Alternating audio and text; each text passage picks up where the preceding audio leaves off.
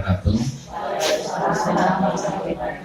Selamat pagi dan salam sejahtera buat kita semua yang saya hormati Bapak Ibu sekalian yang sempat hadir pada pagi hari ini. Pertama-tama mari kita senantiasa memanjatkan puji dan syukur kita kepada Allah Subhanahu wa taala. Limpahan rahmat yang diberikan kepada kita hingga pada pagi hari ini bagi semua yang masih dalam kondisi sehat walafiat, masih bisa berada di tempat ini guna mengikuti salah satu kegiatan JGP kita Bapak Alvis Koskom dalam kegiatan budaya positif. Paham tidak? Budaya positif. Ya, budaya positif. Bapak Ibu sekalian, tentu kegiatan ini adalah rangkaian kegiatan pelatihan Pak Alvis. Ini salah satu bentuk satu modul juga yang Pak Alvis harus terapkan di sekolah kita ini, dan ini harus secara menyeluruh. Saya kira tidak hanya terbatas kepada kita semuanya, tapi juga ketika program ini, karena ini adalah berkaitan dengan budaya dan kebiasaan. Bapak Ibu sekalian, selama ini saya kira kita sudah punya beberapa informasi-informasi yang terkait dengan hal ini. Mungkin ini perlu lagi untuk dimasyarakatkan, lebih menyentuh lagi kepada kita semua, kepada anak-anak kita. Saya kira program ini tidak ada juga salahnya kita kaitkan dengan program kita yang sudah ada yang 5S. Pak Alvis barangkali ini 5S ini salah satu di dalamnya ini masuk ini, ya toh, sapa, senyum, salam, gitu ya.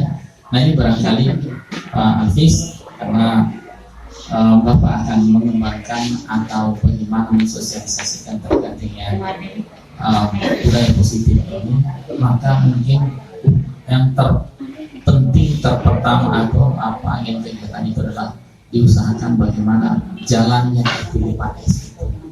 Karena saya lihat anak-anak kita ini sudah jarang kita lihat anak-anak kita temukan anak-anak yang mau menyapa gurunya, ya, atau sebaliknya. Kita juga tidak jarang menyapa siswa kita, jarang kita salam dengan siswa kita. Ya, nah ini barangkali yang saya tekankan pada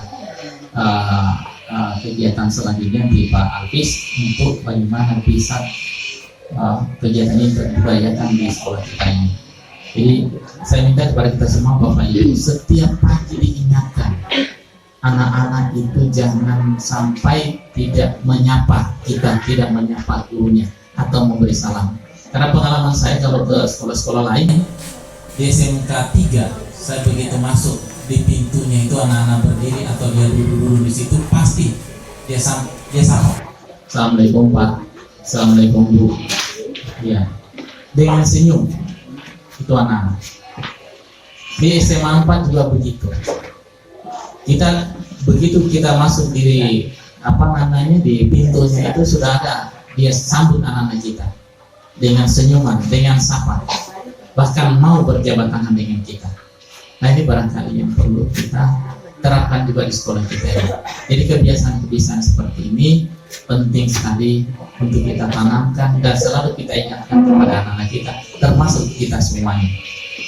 Itu yang pertama.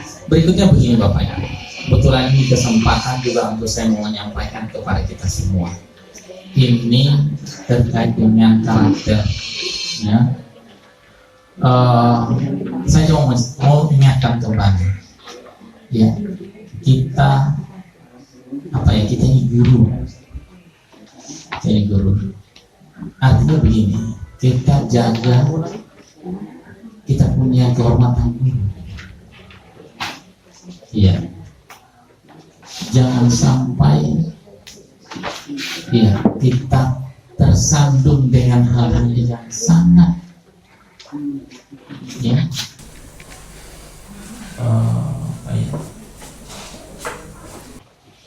institusi kita, diri kita,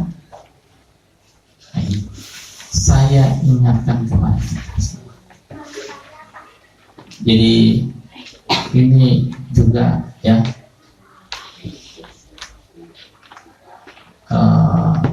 bagaimana saya mau sampaikan, tapi karena ini juga menyangkut masalah, tidak usah, cuma saya ingatkan seperti saya,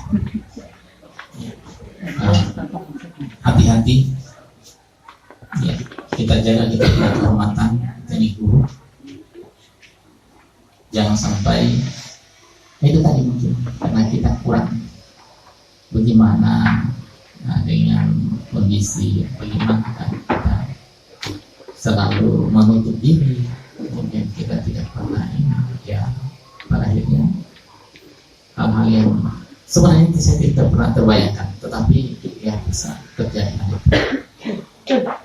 Nah, ini saya sampaikan lewat kesempatan ini ya, mudah-mudahan kita semuanya dalam kondisi yang baik-baik semuanya, dan itu sekali lagi saya sampaikan, hati-hati ya, karena pergaulan.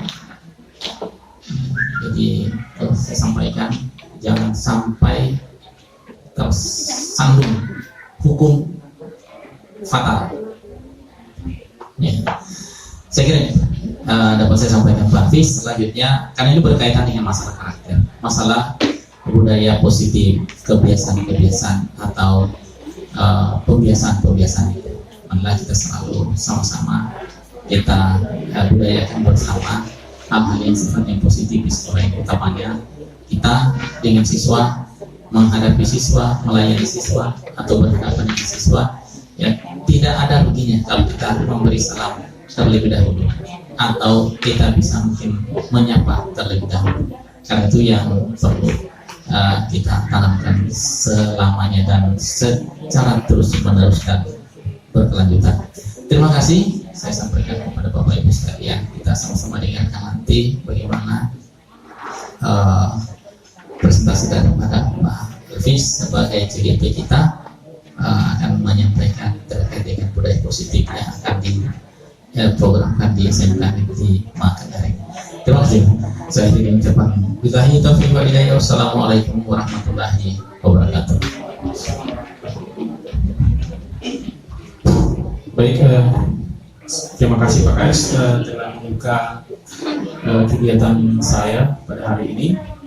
Bismillahirrahmanirrahim. Assalamualaikum warahmatullahi wabarakatuh. Baik Bapak Ibu, pada pagi hari ini saya perkenalkan dulu bahwa alhamdulillah pada kesempatan kali ini, pagi ini kita masih diberikan kesehatan, kekuatan oleh Allah Subhanahu Wa Taala, sehingga kita masih bisa berkumpul di ruang guru ini. Tentunya untuk melaksanakan aktivitas kita, cuma pada di jam pertama ini saya minta waktu Bapak Ibu sekitar 60 menit untuk saya memaparkan sedikit, bukan mengajarkan tetapi sharing kepada Bapak Ibu tentang materi budaya positif, penerapan budaya positif di sekolah ataupun juga nantinya di kelas. Assalawat dan salam senantiasa kita curahkan kepada Nabi besar Muhammad SAW. Semoga di akhir nanti kita mendapat syafaat. Baik Bapak Ibu, tidak panjang lebar, saya izin Pak Kais berdiri.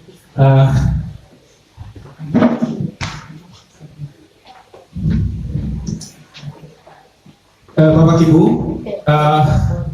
sebenarnya saya sampaikan lagi bahwa saya tidak akan mengajarkan ikan itu berenang.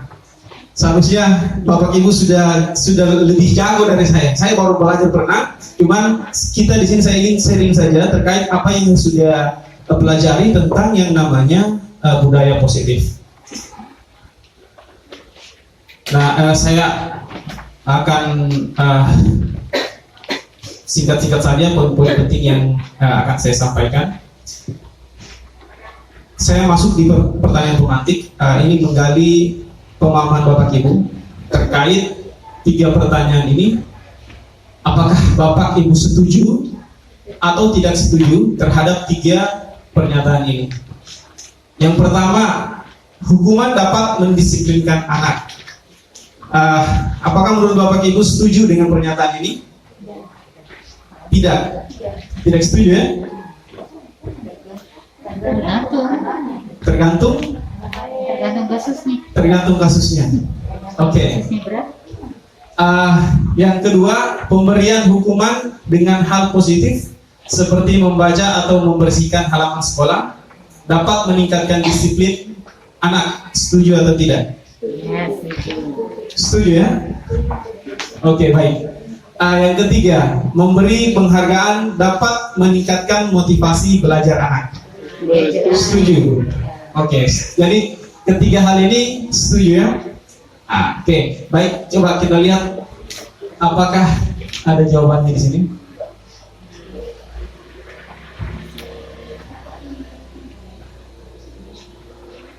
Oh, sebentar jawabannya. Kita langsung dulu di disiplin positif dan nilai kebajikan universal. Jadi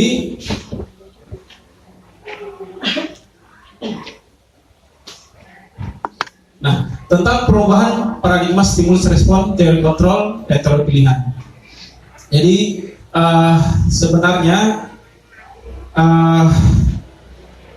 kalau kita terkait tentang apa namanya?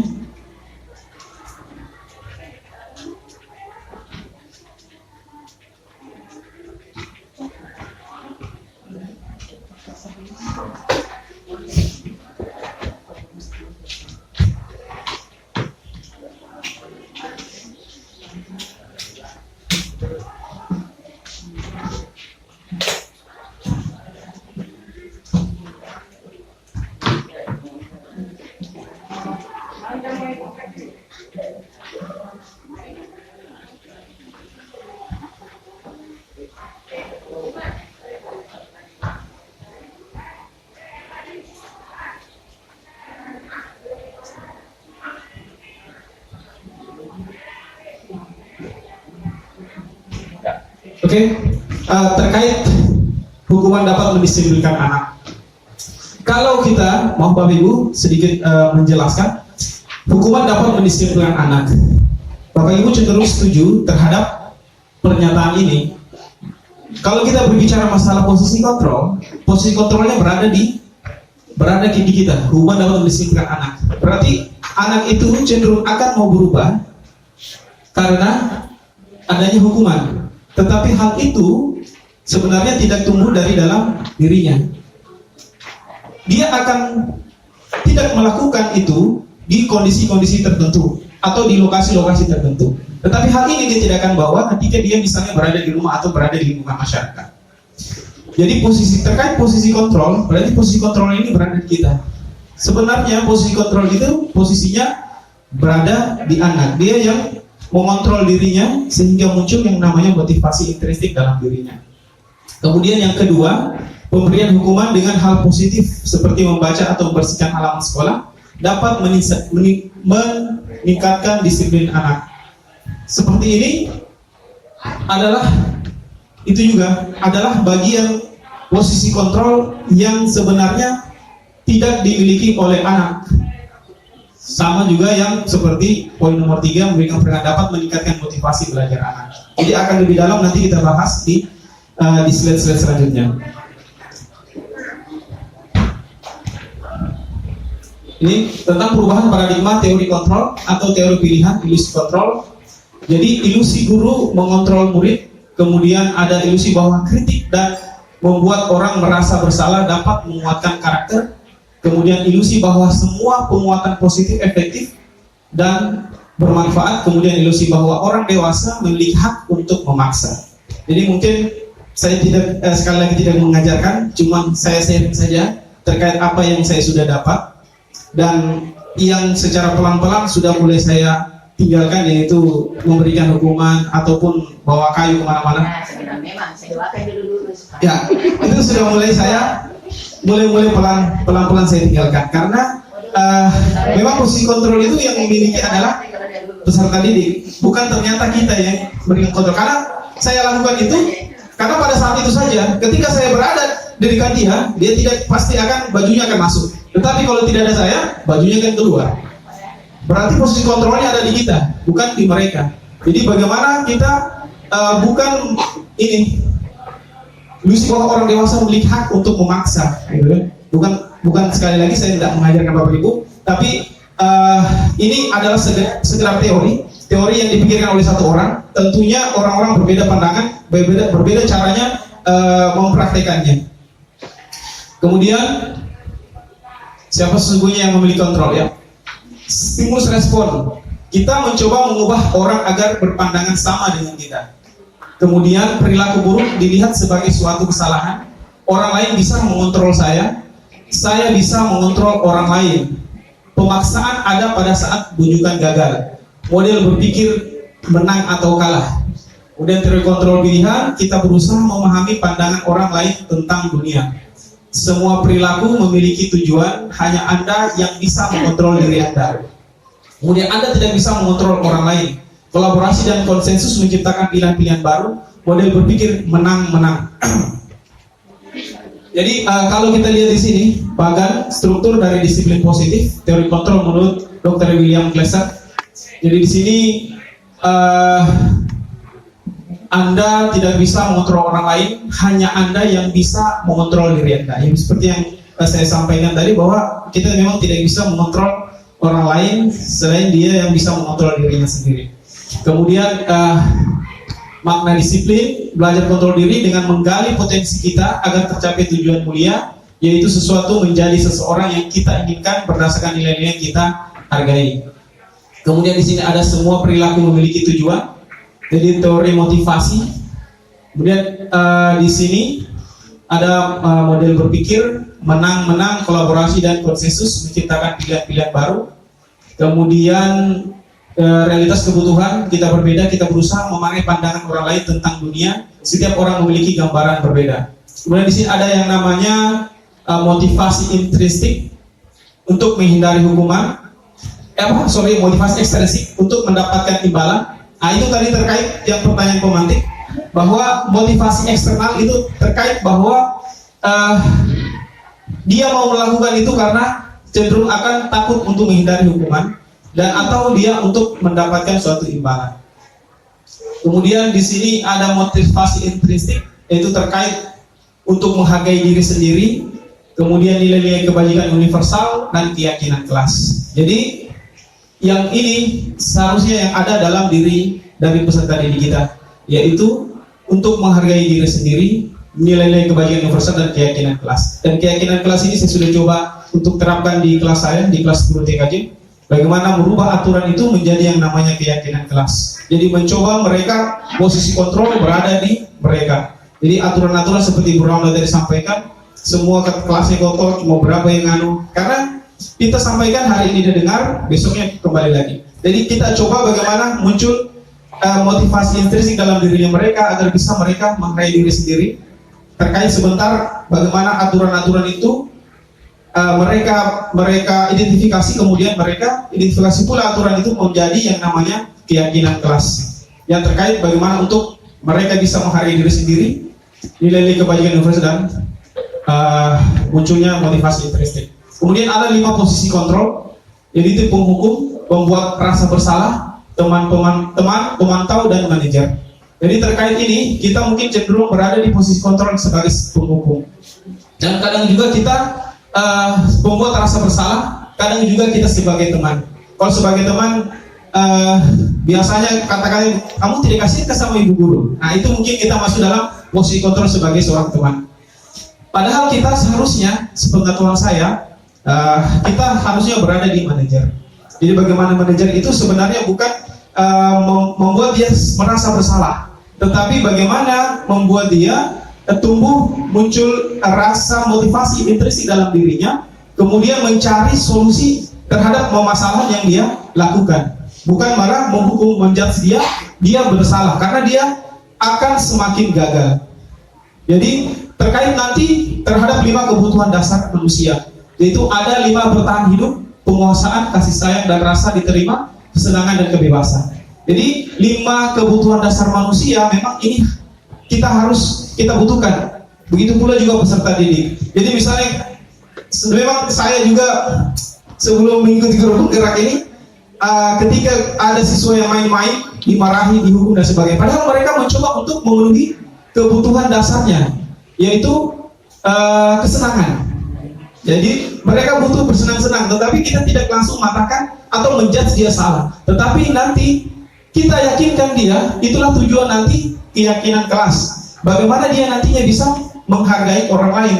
Poin ketika bersenang-senang, kamu ini bagus lagi kamu asik main-main.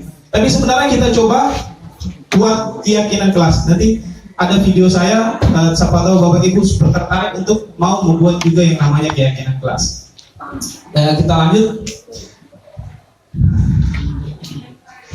Sudah bisa kembali. Oke. Proses konsep kita teori motivasi, hukuman dan penghargaan atau dan restitusi. Jadi untuk teori motivasi perilaku manusia, untuk menghindari ketidaknyamanan hukuman, apa yang akan terjadi apabila saya tidak melakukannya.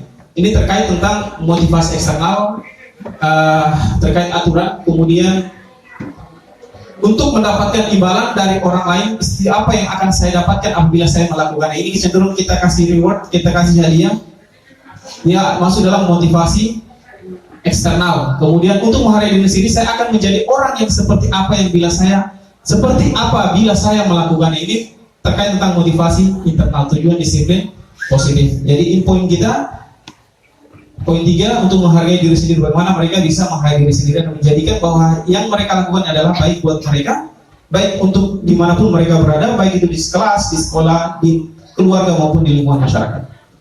Kemudian saya kutip tentang pernyataan dari Bapak Pendidikan kita, yaitu Bapak Haji Dewantara. Merdeka itu artinya tidak hanya terlepas dari perintah, akan tetapi juga cakap buat memerintah diri sendiri. Jadi saya kira Bapak Ibu tidak perlu saya sampaikan lagi, saya kira sudah hatam masalah Haji Dewantara. Saya tidak tahu ini Tutu Hidayat itu ternyata cetusannya beliau. Saya kira Tutu Hidayat nama orang. Ternyata Tutu Hidayat itu adalah cetusannya beliau. Saya baru tahu. Oke. Penghargaan, saya kira ini cukup jelas, saya singkat-singkat saya Bapak Ibu. Jadi ini terkait dihukum oleh penghargaan menurunkan kualitas, penghargaan mematikan kreativitas, penghargaan mengurangi motivasi intrinsik. Jadi penghargaan mematikan kreativitas sebenarnya itu tadi terkait 5 dasar kebutuhan dasar mereka. Ketika kita berikan hukuman, penghargaan itu akan mematikan kreativitasnya mereka. Mereka tidak kita berikan kebebasan untuk itu tadi terkait mereka pernyataan tentang merdeka itu tadi. Kemudian bentuk program kebajikan apresiasi.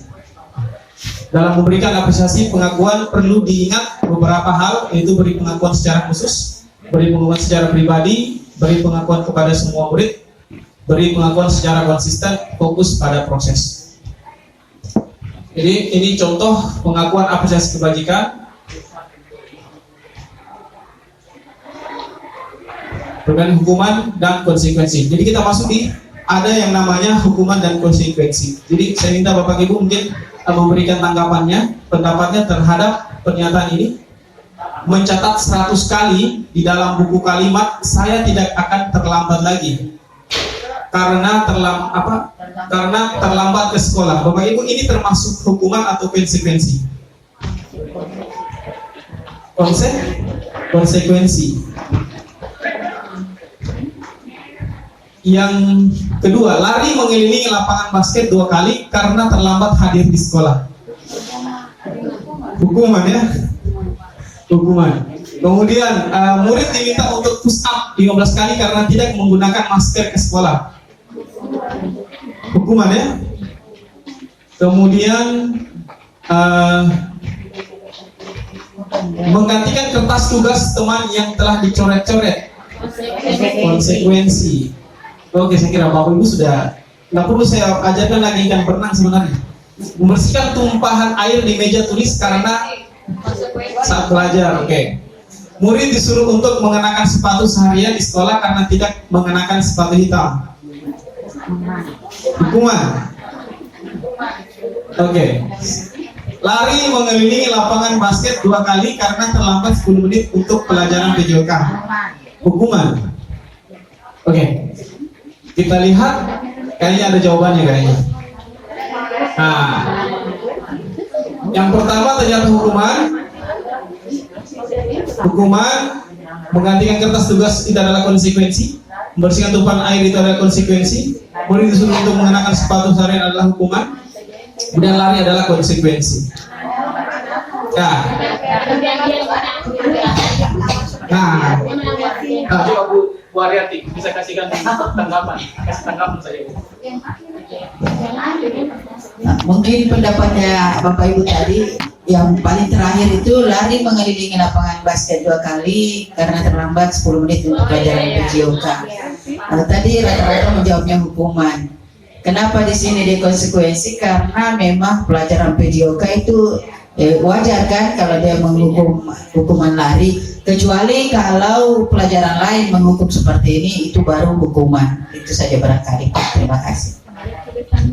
baik, terima kasih Bu Aryati, guru penggerak angkatan 7. Saya kira Bu Aryati tidak perlu saya ragukan lagi karena beliau sudah khatam ini. Jadi betul apa disampaikan Bu Aryati bahwa ini adalah konsekuensi. Memang kita berpikir bahwa aturan itu sanksinya pemanasan itu. Jadi konsekuensi adalah dia lari 10 menit untuk menggantikan yang namanya pemanasan itu tadi. Jadi terkait juga ada ini. Sekali dalam buku kalimat saya kira sudah jelas. Jadi hukuman cenderung akan berhubungan tentang fisik. Tetapi juga ada yang namanya konsekuensi. Tergantung kondisinya seperti apa. Jadi perbedaan hukuman dan konsekuensi. Jadi kalau hukuman sesuatu yang menyakitkan harus terjadi, konsekuensi sesuatu yang harus terjadi. Saya kira ini sudah jelas. Saya singkat-singkat saja Bapak Ibu. Kemudian konsep diri yang buruk, konsep diri yang baik. Anak belajar untuk menyembunyikan kesalahan, anak belajar untuk mematuhi peraturan. Jadi mungkin materi ini bisa saya share, mungkin bisa dipelajari juga. Kemudian apa itu restitusi? Jadi kita masuk di restitusi. Jadi restitusi adalah suatu proses menciptakan kondisi bagi murid untuk memperbaiki kesalahan mereka sehingga mereka bisa kembali pada kelompok mereka dengan karakter yang lebih kuat. Restitusi juga merupakan proses kolaboratif yang mengajarkan murid untuk mencari solusi untuk masalah mereka. Jadi seperti yang saya sampaikan di awal tadi bahwa kita terkait posisi kontrol kita berada di posisi kontrol manajerial. Jadi nantinya restitusi adalah salah satu cara atau menciptakan. Jadi peserta itu mereka kembali pada kelompok mereka dengan karakter yang lebih kuat. Bukan tentunya seperti yang saya sampaikan tadi, bukan karena takut karena diberikan hukuman atau konsekuensi atau ditegur atau sejenisnya. Oke, terkait antara hukuman, konsekuensi dan restitusi. Jadi kalau hukuman dia cenderung sifatnya negatif, kalau konsekuensi dia sifatnya netral, dan restitusi dia cenderung positif. Jadi restitusi merupakan pilihan menguatkan untuk murid anak dalam jangka waktu panjang korban mendapatkan ganti. Jadi berusaha kita bagaimana membimbing mereka agar karakter mereka semakin kuat. Kemudian ciri-ciri restitusi bukan untuk merebus kesalahan, namun untuk belajar dari kesalahan, memperbaiki hubungan, tawaran bukan paksaan. Restitusi menuntut untuk melihat ke dalam diri, mencari kebutuhan dasar yang mendasari tindakan sampai mengembalikan murid yang berbuat salah pada kelompoknya. Jadi keyakinan kelas, ya ini keyakinan kelas yang sudah saya lakukan. Jadi keyakinan kelas ini contoh misalnya mengapa tidak peraturan saja, mengapa harus keyakinan kelas, mengapa kita memiliki peraturan harus menggunakan helm bila mengendarai kendaraan roda 2, mengapa kita memiliki peraturan 3M, menggunakan masker, mencuci tangan dan menjaga jarak 1,5 meter, mengapa kita memiliki peraturan harus datang tepat waktu pada saat mengikuti pelatihan. Untuk mendukung motivasi intrinsik, kembali ke nilai keyakinan-keyakinan lebih menggerakkan seseorang dibandingkan mengikuti serangkaian peraturan-peraturan. Jadi dari kalimat-kalimat panjang, kalau aturan cenderung dia kalimatnya panjang-panjang. Jadi kalau keyakinan kelas cenderung kalimatnya lebih singkat dan betul-betul adalah mengandung nilai-nilai kebajikan di dalamnya. Contoh di sini,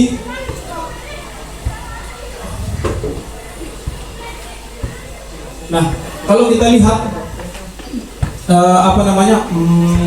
pengaruh dari peraturan keyakinan kelas, lingkungan positif dan budaya positif. Budaya positif ini pengaruhnya cenderung lebih besar kebanding peraturan kelas. Kemudian kesepakatan kelas, yang mana yang merupakan keyakinan saya. Next saja. kegiatan pendalaman keyakinan kelas.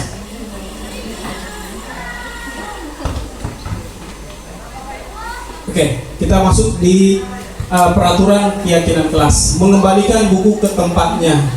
Kira-kira Bapak Ibu terkait keyakinan kelas ini nilai-nilai apa yang menyangkut tentang selalu kembalikan buku ke tempatnya? Nilai apa? Kedisiplinan, kerapihan, tanggung jawab ya. Jadi ini sebenarnya yang kita akan buat di kelas, bukan lagi yang bersifat namanya aturan. Karena seperti yang saya sampaikan tadi bahwa mereka akan cenderung takut dihukum, takut ditegur, atau takut dimarahi. Tetapi kalau keyakinan kelas dia sudah berupaya bersifat nilai-nilai yang universal, bukan lagi terfokus kepada sesuatu yang membuat mereka melakukan sesuatu itu karena ada paksaan. Karena terkait tadi posisi kontrol berada di mereka. Jadi mereka sendiri yang muncul motivasi intrinsiknya, bukan lagi motivasi eksternal dari kita terkait karena yang namanya tadi teguran, aturan ataupun tadi konsekuensi. Jadi bagaimana kita menciptakan yang namanya keyakinan kelas kita di kelas. Contoh tadi seperti Bu Ramla sampaikan, kenapa kotor terus katanya? Karena belum muncul yang namanya nilai tanggung jawab itu tadi, ataupun yang namanya kesehatan terkait yang namanya sampah. Kalau mereka muncul motivasi instruksinya tanpa kita perintah, tanpa kita suruh, tanpa kita hukum, tanpa kita tegur, insya Allah mungkin bisa mereka muncul motivasinya, muncul rasa nilai-nilai luhur dalam diri mereka, sehingga mereka melakukan itu tanpa lagi ada yang namanya paksaan. Karena kait lagi bahwa posisi kontrol berada di mereka. Jadi yang ini dilarang mengganggu orang lain, menghormati orang lain, kemudian menghormati hadir di sekolah 15 menit sebelum belajar dimulai, menghormati orang lain, berkomitmen, kemudian dilarang menggunakan narkoba kesehatan, jangan berada di kelas atau koridor, keselamatan, keamanan. Jadi seperti apa keyakinan kelas yang saya sudah buat?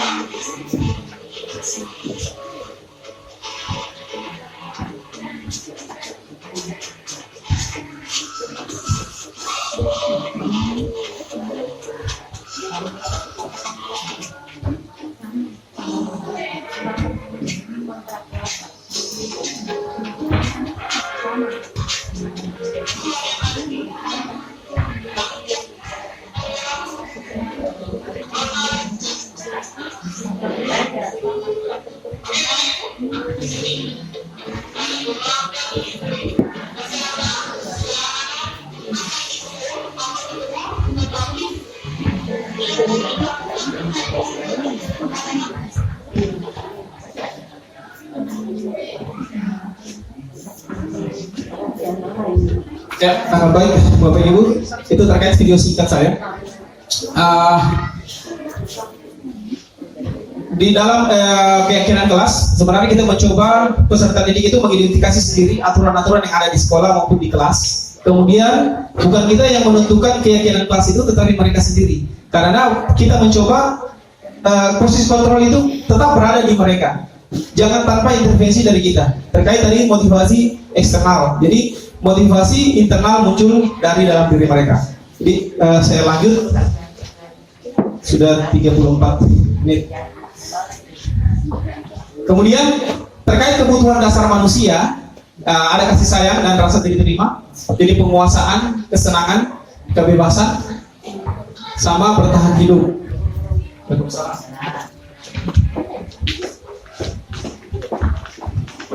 Nah, jadi kebutuhan dasar manusia memang ini juga yang harus kita penuhi kepada peserta didik kita, bahwa memang ini kita tidak bisa ambil dari mereka, tetap kita penuhi segala kebutuhan 5 kebutuhan dasar hidup mereka.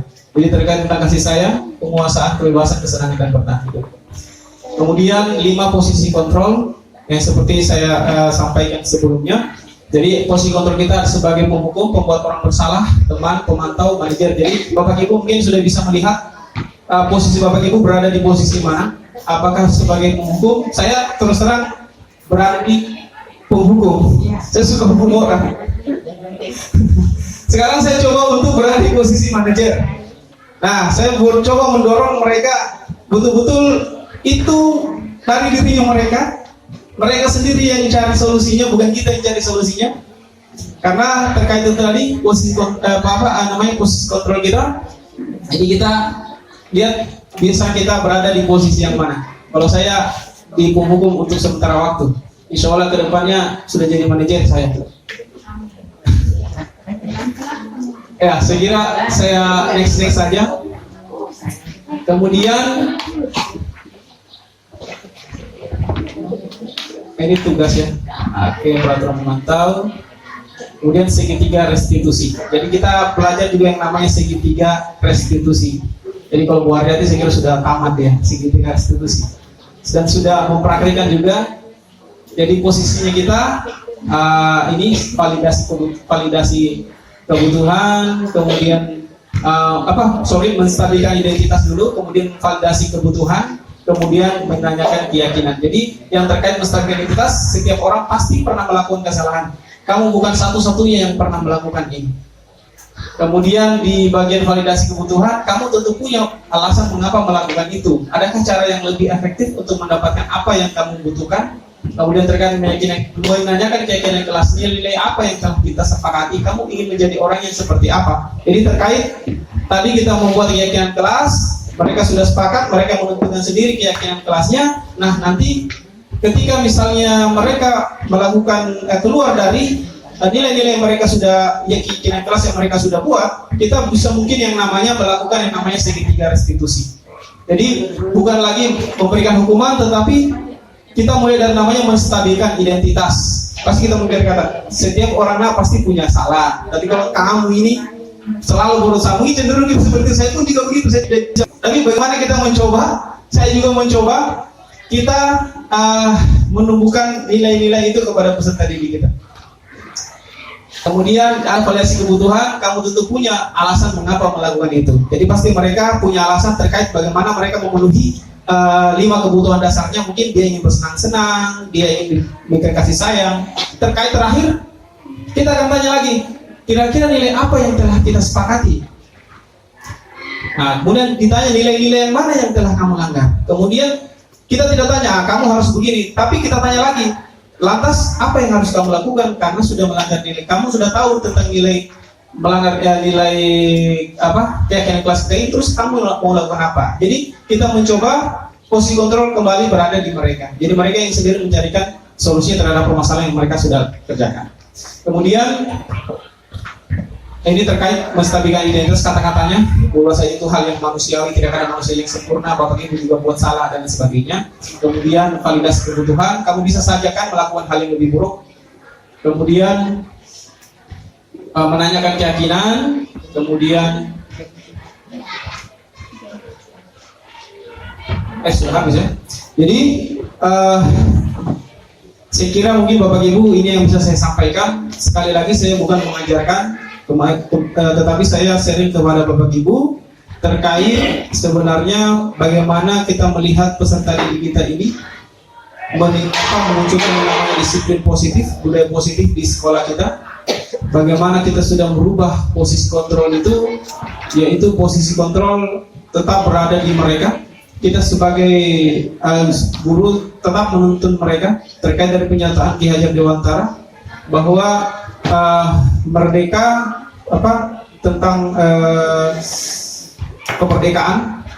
Jadi tugasnya kita adalah memperkuat karakternya, bukan berubah karakternya sesuai dengan kodrat alam dan kodrat zamannya. Saya kira sudah paham semua Bapak Ibu ya, terkait kodrat zaman, kodrat alam. Jadi kita tidak bisa merubah karakternya, tetapi kita malah menuntun mereka agar karakter yang memiliki itu semakin kuat, agar mereka siap nanti kembali ke masyarakat sebagai pribadi yang lebih baik.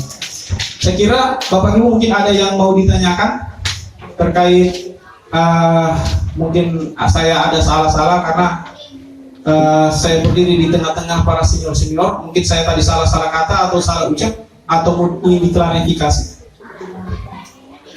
Mungkin Bu Aryati ada yang bertanyakan, Bu Ramla mungkin. Habis tenaga ya. Jadi tidak ada yang bertanya, minimal seharusnya ada yang bertanya satu orang. Nah. Ada respon juga? Ya, terima kasih. Assalamualaikum warahmatullahi wabarakatuh. Ya, tadi saya tertarik dengan mengenai tentang keyakinan kelas. Ya, memang bagus diakui membuat keyakinan kelas sebelum proses pembelajaran itu sangat baik.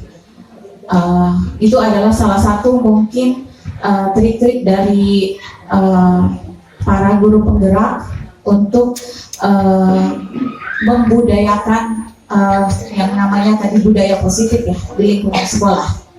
Nah, menurut saya itu memang bagus, tapi terus terang memang fakta dan kenyataan yang terjadi di lapangan itu sangat-sangat sulit untuk diimplementasikan.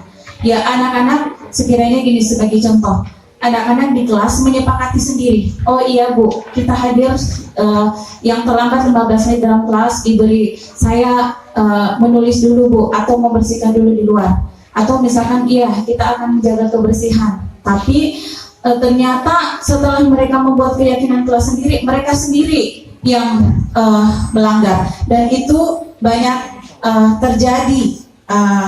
Meski kita sudah membuat keyakinan kelas seperti Bu Aryati tahun sebelumnya sudah membuat keyakinan kelas, tapi ternyata hal-hal itu masih tetap terjadi. Nah, yang saya ingin tanyakan di sini, kira-kira apa sih selain keyakinan kelas yang bisa kita lakukan untuk memotivasi siswa-siswi kita ini supaya dia bisa memiliki budaya positif itu yang muncul dari dalam dirinya sendiri. Tambahan lagi, tadi Pak Alvis mengatakan bahwa mungkin agak kurang bagus kalau misalkan kita berkata seperti ini, kamu tidak kasihan ya sama gurumu, ya. Tapi saya melihat di sini di sisi itu ada sisi positifnya. Fakta kejadian kemarin, saya kaget melihat siswa kita Putra 11 TSM, kita tahu anak kelas 11 TSM bagaimana dulu itu, ya, sangat sulit diatur, masalah kebersihan pun di kelasnya sangat sulit. Saya kaget pagi-pagi kemarin, Bu, saya mau pinjam embernya. Untuk apa nak? Saya mau ngepel Bu. Oh, kamu mau ngepel di kelas? Iya Bu.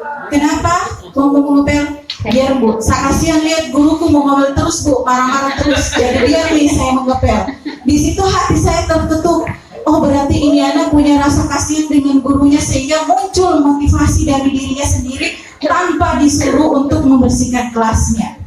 Ya, seperti itu mungkin saja Pak Alvis. Saya terima kasih. Assalamualaikum warahmatullahi wabarakatuh. Waalaikumsalam warahmatullahi wabarakatuh. Baik, terima kasih Bu Ramla. Pernyataan yang sangat luar biasa sekali. Memang terkait bagaimana posisi kontrol ini. Sebenarnya kalau saya juga bisa sampaikan bahwa ini adalah sudut pandang dari orang yang membuatnya. Akan berbeda sudut pandang dari kita. Bagaimana kita karena mungkin situasi, kondisi dan lokasi yang berbeda. Kita berada juga di lokasi dan karakter yang berbeda. Mungkin terkait untuk menerapkan posisi kontrol yang mana memang yang betul-betul baik buat di sekolahnya kita atau di peserta didiknya kita. Tapi yang bisa saya garis bawahi bahwa seperti ini. Kalau kita masih posisi kontrol seperti penghukum, seperti saya sampaikan tadi bahwa mungkin dia menghukum, contoh misalnya dia tidak buka baju misalnya saya suka gunting bajunya. Ketika berada pada saya, mungkin dia akan kasih masuk bajunya. Itu, tapi kalau ketika lepas dari situ, nilai itu tidak muncul dari dirinya sendiri, tetapi akan cenderung takut bahwa memasukkan baju itu karena takut digunting bajunya. Terkait posisi kontrol tadi yang namanya sebagai teman. Mungkin kalau kita pantau dia di sekolah, mungkin seperti itu. Tapi saya juga tidak tahu. Apakah dia ketika kembali ke rumahnya atau ke masyarakat, apakah nilai itu akan selalu tumbuh dalam dirinya? Itu yang harus kita kaji lagi, kita lihat lagi. Tetapi balik lagi bahwa posisi apa yang namanya tindakan itu, maksudnya jangan kita kaku dengan pernyataan seperti ini. Kamu tentu punya alasan. Nah, harus seperti itu Bapak Ibu. Ketika untuk menerapkan yang namanya segitiga restitusi, tidak mesti kita menggunakan kata-kata ini. Ini sebagai contoh saja. Tapi silakan Bapak Ibu misalnya menggunakan kalimat yang seperti apa. Yang poinnya adalah bagaimana motivasi intrinsik itu muncul dalam diri. Saya contohkan pada diri saya. Saya pernah berkali-kali yang namanya berhenti merokok. Saya berhenti merokok pertama kali karena yang namanya alasan kesehatan. Itu alasan kesehatan mungkin cuma di mind saya, di pikiran saya, yang mengganggu pikiran saya bahwa akan mengganggu kesehatan saya. Tetapi itu kembali lagi 1 minggu lanjut lagi kembali lagi karena memang belum ada motivasi dalam hati. Kalau intrinsik, kalau saya boleh sampaikan, bukan mengajarkan, kalau saya motivasi intrinsik internal itu memang betul-betul dari dalam hatinya, bukan dari main dalam pikirannya. Kalau saya itu yang olah adalah pikiran, bukan yang olah adalah hati, bukan masalah perasaan, tapi yang olah adalah pikiran. Sama kita diberi hukuman ataupun diberi konsekuensi dan sebagainya. Saya lantas kenapa berhenti merokok sampai sekarang ini? Alhamdulillah sudah hampir 10 tahun berhenti merokok. Karena motivasi memang ada intrinsik, internal, yaitu alasan agama. Karena kalau saya bicara kamu sebenarnya sudah berhubungan tentang kalbu, hati. Makanya sampai sekarang alhamdulillah saya sudah berhenti merokok. Itu yang mungkin yang bisa saya sampaikan Bu Ramlan. Tapi ini lagi terkait bukan ikatan sama sekali. Ini cuma pendapatnya seseorang yang mungkin bisa kita adopsi ataupun tidak, tergantung dari caranya kita seperti apa. Akan beda orang pasti beda cara, beda orang pasti beda pemikiran, beda orang pasti beda perasaan dan sebagainya. Tergantung kalau misalnya anak ini susah misalnya kita jadi manajer, ya posisikan diri kita sebagai teman, kita saudara, kita teman dan sebagainya.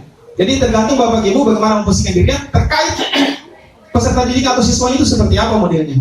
Tapi kalau saya saran jangan jadi hukum. Makanya saya penghukum sudah saya coba-coba pelan-pelan untuk tinggalkan. Saya mencoba mereka untuk rangkul mereka agar lebih baik. Kalau terkait yang namanya apa tadi saya perlu sampaikan juga mengenai azan masjid, saya sudah coba mereka untuk setiap hari wali kelas perwalian saya itu untuk setiap hari azan. Saya sudah tekankan mereka setiap hari sudah bagi jadwal hari Senin sampai hari Sabtu putar-putar terus.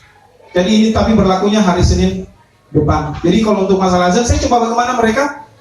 Kalau insya Allah di kelas saya ini sebenarnya harus kita terapkan di kelas, semua kelas. Keyakinan kelas ini penting sebenarnya.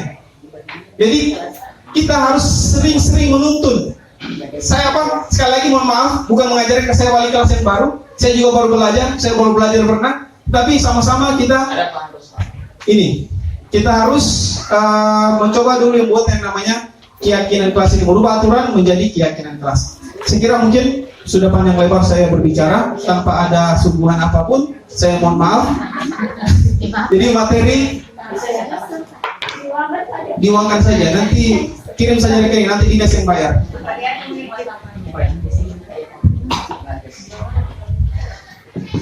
Terima kasih Pak Alvis.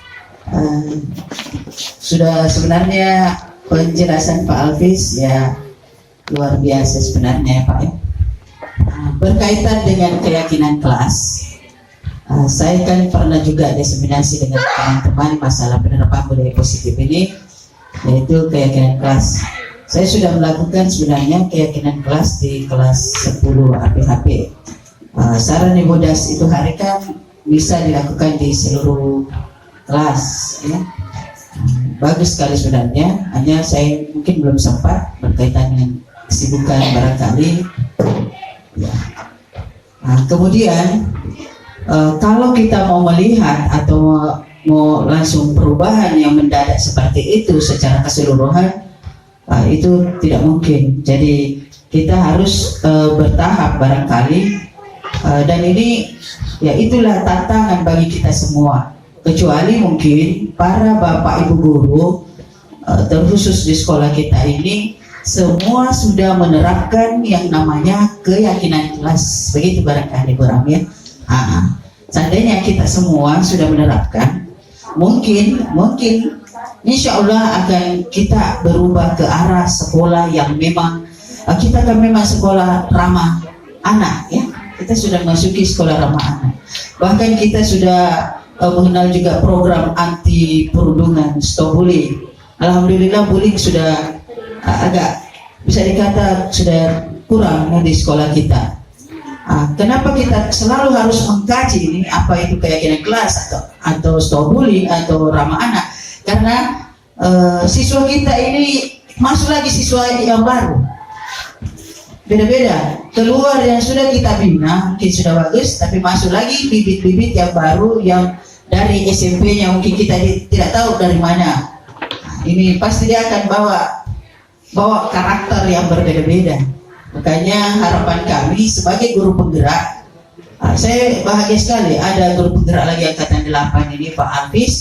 Jadi supaya mari kita sama-sama membina, merubah sekolah kita ini bersama berkolaborasi dengan Bapak Ibu guru, terutama masalah budaya positif. Insya Allah kalau kita mau ubah sedikit demi sedikit, Bapak Ibu guru semua juga bisa diajak berkolaborasi. Insya Allah tantangan kita akan hadapi, insya Allah ya Pak Alfis.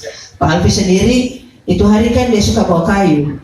Dalam hati saya juga sempat berbisik kepada teman siapa yang ada samping saya, mudah-mudahan Pak Alfis lulus CGP angkatan 8 supaya kayunya dia buang. Nah, ternyata setelah lulus pasti mindsetnya Pak Alfis sudah berubah Pak ya. Ya, itu pasti. Begitu kita lulus, saya pun begitu juga dulu, suka menghukum siswa. Tapi sekarang kita lihat saja pribadi saya, tidak terlalu, meski saya kasih kesiswaan, tapi tidak terlalu menjudge siswa. Jadi begitu saja barangkali Bapak Ibu. Mari kita dukung Pak Alfis sebagai CGP angkatan 8. Terima kasih. Assalamualaikum warahmatullahi wabarakatuh. Ya, baik. Mohon maaf, mungkin ini tambahan dari saya. Apa yang disampaikan tadi oleh Bu Hayati sangat bagus, dan di sini alhamdulillah kita sudah punya guru 3 orang CGP. Nah, ini momen-momen di awal semester ini sangat bagus, sangat baik. Ayo kita sama-sama semua guru yang ada, stakeholder yang ada di sekolah ini, kita sama-sama berkolaborasi dengan guru-guru CGP kita 3 orang ini untuk membuat keyakinan kelas dan budaya positif benar-benar membudaya di sekolah kita ini. Karena kalau hanya 3 orang guru ini saja dan kita tidak ada dukungan kolaborasi bersama, itu pasti tidak akan terjadi. Jadi mari kita sama-sama berkolaborasi karena mereka sudah memiliki ilmunya. Jadi kita sama-sama semua, satu kata, satu kalimat, satu jalan. Ya, seperti tadi salam-salaman. Ya, ayo semuanya kita guru, kita bangkitkan semangat kita untuk sama-sama ya membudayakan hal tersebut. Mari kita sharing sama-sama dengan para guru CGP kita ini. Jika ada masalah atau seperti apa, kita bisa sharing dengan mereka karena mereka sudah punya ilmunya. Ya, seperti itu mungkin saja saran dari saya. Terima kasih. Assalamualaikum warahmatullahi wabarakatuh. Oh ya.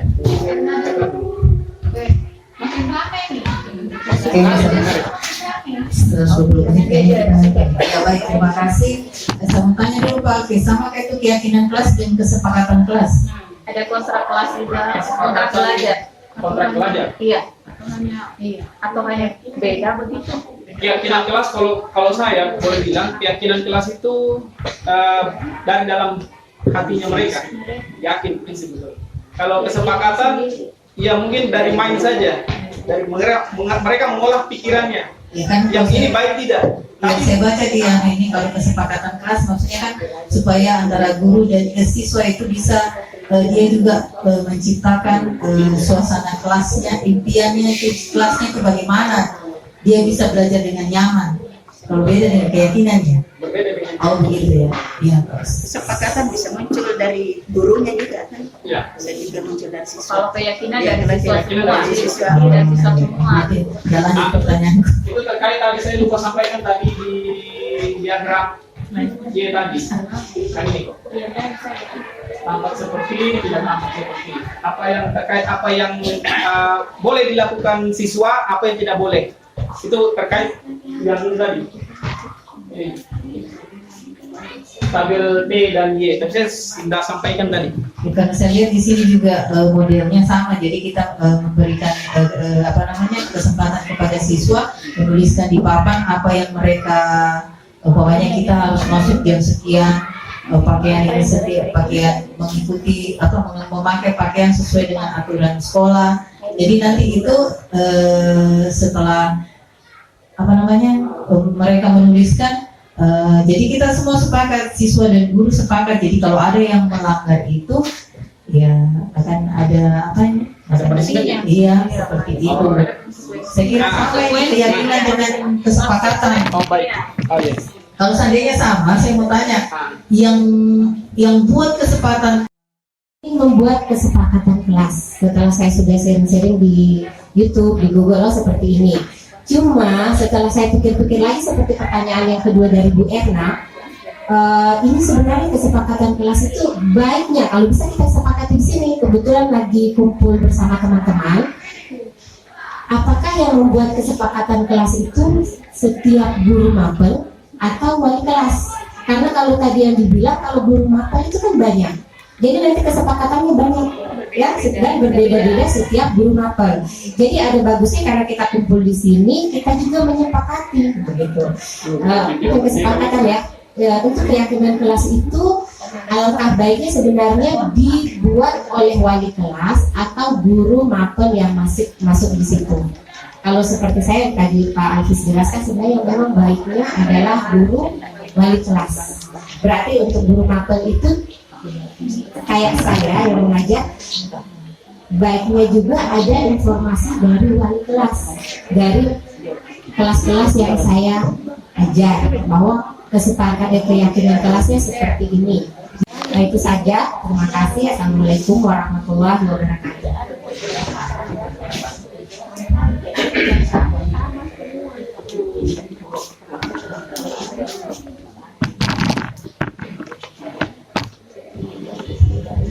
Baik, terima kasih Bu. Ya, mengenai keyakinan kelas ini, sebenarnya baiknya dilakukan oleh wali kelas masing-masing. Saya coba untuk saya sudah sepakati ada 7 poin di situ. Dari aturan-aturan yang mereka identifikasi, terciptalah 7 kesepakatan kelas. Jadi kesepakatan kelas, saya coba share dulu kesepakatan kelas saya. Ya Pak, sorry, keyakinan kelas ya.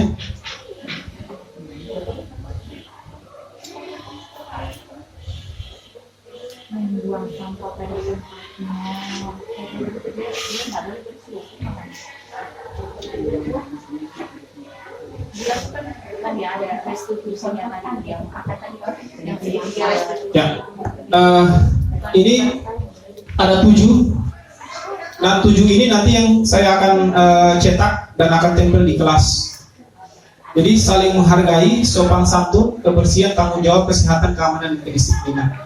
Jadi ketika misalnya mereka melanggar, misalnya tidak menyapu, kayak ada lagi siswaku 3 orang ini tidak melaksanakan piket kebersihan. Nanti pasti saya akan panggil sebentar. Terkait apa? Saya akan tanyakan keyakinan kelas mana yang kamu langgar. Adalah tanggung jawab. Nah itu maksud saya.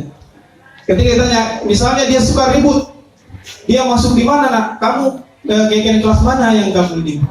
Nah, dia sendiri yang cari. Oh Pak, saya tidak saling menghargai Pak, saya tidak menghargai.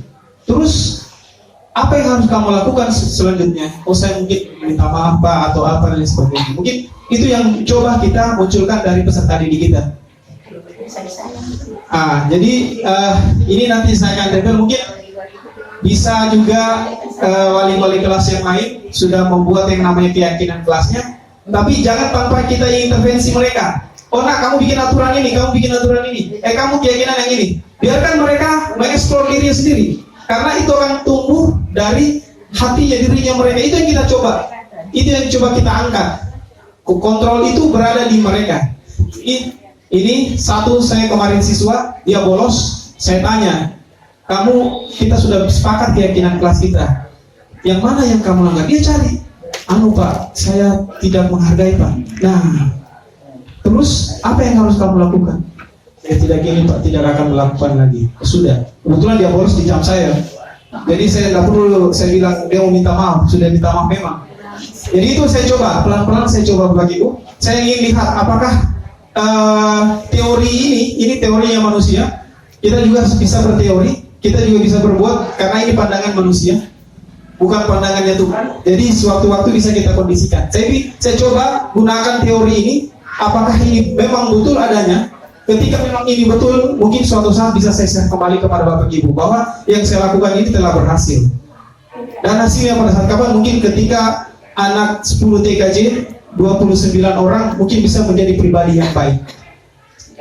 Dan itu mungkin akan terlihat nanti, insya Allah. Saya coba terus kepada mereka. Makanya pelan-pelan berubah akhlaknya mereka, mengidentifikasi mereka, pintar baca Quran, pintar apa dan sebagainya. Insya Allah pelan-pelan mereka akan bisa penuhi 7 keyakinan kelas ini.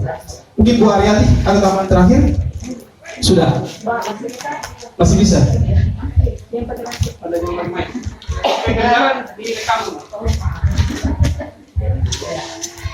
Baik.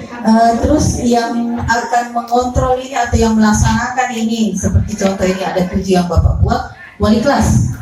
Ya. Jadi ada kerja ekstra lagi wali kelas untuk mengontrol setiap hari Pak. Ini. Nah, misal ada kejadian dan Misalnya dia kejadian sama ibu masuk, ada kejadian. Berarti ibu sudah bisa identifikasi. Misalnya dia ribut pada saat ibu mengajar. Nah, misalnya tanya, ibu ajak, makanya tadi ada namanya segitiga restitusi. Pertama menstabilkan identitas. Kemudian ibu tadi terkait restitusi, kita tidak mencoba untuk menyalahkan dia, tetapi menggali keyakinan kelas yang mana yang dia langgar. Nah, kira-kira kamu sudah tahu keyakinan kelas itu, terus apa yang kamu lakukan selanjutnya? Misalnya seperti itu. Jadi poin ini tentunya kita sudah tahu bahwa terkait misalnya dia ribut di belakang pada saat proses belajar mengajar, berarti tidak menghargai. Nah, ibu bisa panggil dia, ataupun misalnya ibu melapor kepada saya wali kelasnya, nanti saya restitusi dia, seperti itu. Jadi kami tidak usah nanti alihkan ke wali kelasnya. Tapi kalau ibu mau restitusi, nggak apa-apa, langsung boleh. Jadi akan terbantu kerjanya dari BK. berarti begini, berarti kalau kita mau Ya, berarti begini, kalau untuk efisiennya waktu kan supaya lebih terstruktur, berarti kesepakatan keyakinan kelas yang sudah ditetapkan di suatu kelas itu memang sesuai dengan yang dibilang Ibu Harbiah, kita harus share di grup atau harus seperti yang dilakukan Bu Riyati, dipasang ya, ditempel di kelasnya. Jadi setiap guru tahu, oh ini keyakinan kelasnya kelas ini. Jadi ketika ada masalah, bisa mereka turun tangan langsung tanpa harus memberitahukan wali kelasnya. Jadi agak ringan pekerjaan wali kelas. Ya bisa gitu, tapi yang penting sebenarnya kita tahu konsep dari segitiga restitusi tadi. Kita bisa share kembali.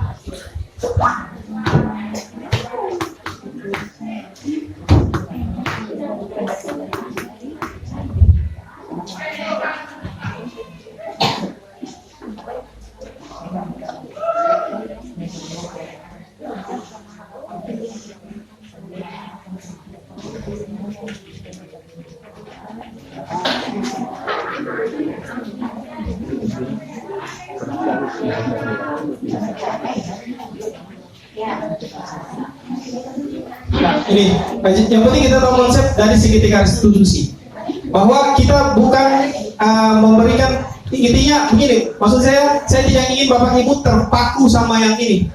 Ini sebenarnya bukan standar, tetapi kita mencoba bagaimana tidak memberikan hukuman, bukan kita yang memberikan solusi, Bukan kita yang memberikan solusi, Bu. Semua ke anak. Itulah saya bilang tadi, posisi kontrol kita posisikan di mereka. Tapi restitusi ini terserah caranya Ibu. Nah, harus kita bilang ketika dia misalnya menstabilkan identitas, kita bilang setiap orang pasti pernah melakukan kesalahan. Nah, tapi kadang juga kita seperti itu. Nah, tapi ini terserah Bapak Ibu, bebas mau seperti apa. Tetapi intinya posisi kontrol, posisinya berada di mereka. Ya, tergantung dari Bapak Ibu. Kemudian terakhir pasti kita akan tanyakan keyakinan kelas yang mana nak yang kamu langgar. Nah, bilang dia cari sendiri. Bukan kita yang mencarikan, kamu sudah langgar keyakinan kelas yang kita tanggung jawab. Nah, kamu mau bikin apa setelah itu? Kan biasa kita seperti itu. Kita tanyakan ke mereka, biarkan mereka muncul. Oh iya Pak, saya melanggar keyakinan kelas yang tanggung jawab. Terus nah, apa yang harus kamu lakukan? Kita coba itu intrinsik, motivasi internalnya dia keluar, bukan motivasi eksternal terkait tadi yang namanya hukuman sama konsekuensi. Bagaimana Bu EDP sudah jelas ya? EDP masih ada lagi? Bu Erna dari Pakanan. Kayak kemarin ada IDP di mana? Saya kira cukup ya Bapak Ibu ya. Baik, terima kasih Bapak Ibu, si Kepala Sekolah Pak Rais.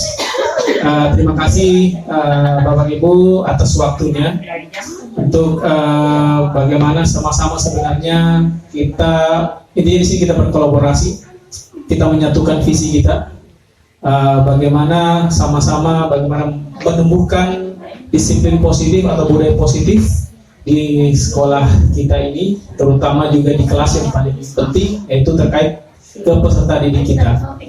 Jadi sekali lagi saya ucapkan terima kasih kepada kepala sekolah sudah memfasilitasi saya, sudah ikut membantu dan menyediakan waktunya untuk bisa hadir dari pertama sampai terakhir acara diseminasi saya tentang penerapan budaya positif di kelas. Saya lebih dan kurangnya mohon dimaafkan. Saya akhiri dengan ucapan wabillahi taufiq wal hidayah. Wassalamualaikum warahmatullahi wabarakatuh.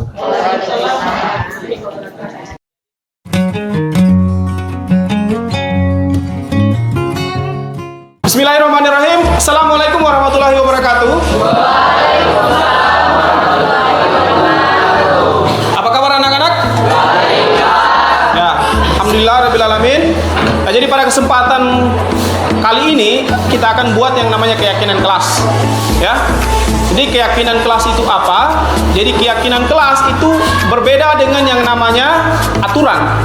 Jadi dalam sekolah ataupun dalam kelas itu pasti ada yang namanya aturan ya. Ya.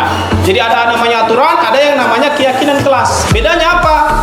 Kalau aturan biasanya kalian itu tidak melanggar aturan itu karena biasanya kenapa? Kalau kalian tidak melanggar itu aturan, kenapa? Biasanya kalian patuh sama aturan, karena kenapa? Karena ada sanksi, karena takut dihukum, karena takut ditegur, gitu ya. Tetapi itu tidak muncul karena kemauannya kalian, tetapi karena rasa takut itu tadi, karena aturan itu tadi. Nah, berbeda dengan keyakinan kelas. Keyakinan kelas itu adalah salah satu upaya yang muncul dari dalam dirinya kalian bahwa itu baik untuk kalian lakukan. Bapak akan bagikan yang namanya post-it. Jadi kalian silakan kalian menulis aturan-aturan yang kalian ketahui, baik itu di sekolah maupun di dalam kelas. Ya.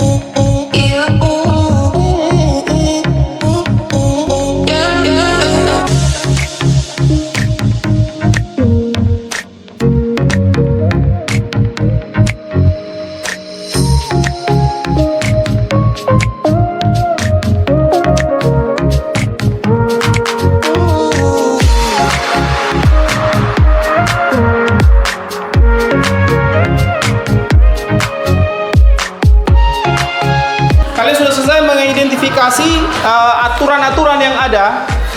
Jadi dari aturan-aturan yang kalian bikin ini, kita akan ubah menjadi yang namanya keyakinan kelas. Jadi keyakinan kelas bukan lagi kata-kata yang panjang seperti ini. Jadi di sini seperti siapa ini? Bisri, jangan mengotori kelas. Jangan mengotori kelas ini berhubungan tentang apa? Sikap apa? Kebersihan itu sikap apa? Tanggung jawab, disiplin, apalagi kesehatan. Nah, kita akan rubah kalimat aturan menjadi keyakinan kelas. Kita lihat di sini, tidak memelihara rambut. Apa ini? Berhubungan apa itu kalau tidak memelihara rambut? Maksudnya tidak memelihara rambut seperti apa maksudnya ini? Tidak memanjangkan rambut. Tidak memanjangkan rambut. Nah, berarti ini tidak memelihara rambut ya. Tidak membuang sampah sembarangan. Tidak boleh membuli teman. Nah, kalau tidak boleh membuli teman, dia terkait tentang sikap apa? Sosialisasi apa lagi? Apa nilai-nilai yang kita bisa ambil itu ketika kita tidak membuli teman itu, apa yang kita bisa? Sopan, apalagi menghargai ya. Jadi saling menghargai. Kemudian sopan santun juga berarti apa dia? Sopan santun ya. Jangan muncul di kelas. Kebersihan. Kebersihan. Selain kebersihan apa ini? Keindahan. Selain keindahan apa lagi? Dia masuk tanggung jawab ya. Oke, baik. Kita sudah sepakati bersama keyakinan kelas kita dari aturan-aturan yang kita sudah ajukan, yang sudah kalian ajukan di sini. Dari beberapa aturan-aturan kita simpulkan menjadi keyakinan kelas yang kita sepakati bersama, dan kalian sepakati ada 7 poin. Yang pertama adalah saling menghargai, kemudian sopan santun, kemudian kebersihan dan tanggung jawab, kesehatan, keamanan, dan kedisiplinan. Jadi seperti Bapak sampaikan tadi, jadi kalian lakukan bukan karena takut akan dihukum atau ditegur, tetapi yang kalian lakukan terkait 7 poin itu adalah hal yang memang baik untuk kalian lakukan. Dan itu muncul dari dalam dirinya kalian, dari hatinya kalian. Dan akan menjadi budaya positif yang tentunya akan kalian kerjakan atau kalian lakukan dimanapun kalian berada. Bukan cuma di sekolah, bukan cuma di kelas, tetapi nanti ketika kalian kembali ke masyarakat atau di rumah, hal itu 7 poin tadi itu akan kalian terus bawa. Saya kira itu Bapak akhiri dengan ucapan wabillahi taufiq wal hidayah. Assalamualaikum warahmatullahi wabarakatuh.